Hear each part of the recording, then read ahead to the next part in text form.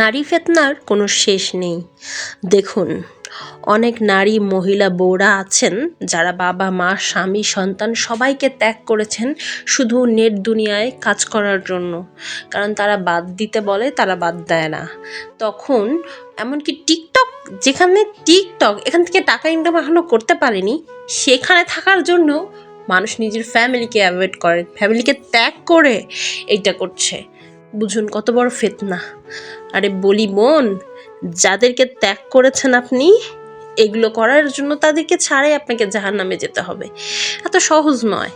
আপনি ওদের কথা শুনছেন না, আপনি নেচে নেচে ভিডিও করছেন, আপনি যা তা করছেন।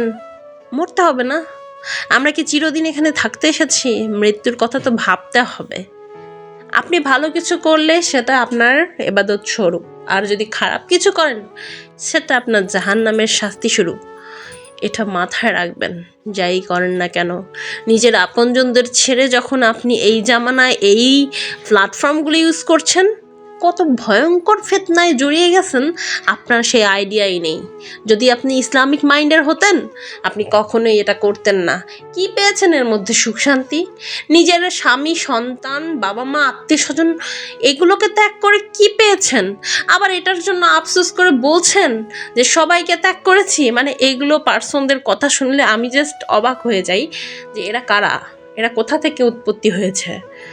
ভাই একটু বুঝুন, আপনারা একটু বুঝুন। আবার অনেকে দেখি এগুলো পার্সনকে তারা মানে অনেক সাপোর্ট করবেন, ভালো কথা করেন, কিন্তু ভালো কাজে ছাড়া আপনি যদি কোনো খারাপ কাজে কাউকে সাপোর্ট করেন, সেই পাপের ভাগিদার কিন্তু যারা সাপোর্ট করবে তারাও।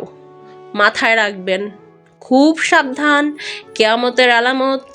আশা করি সকলেই বুঝবেন।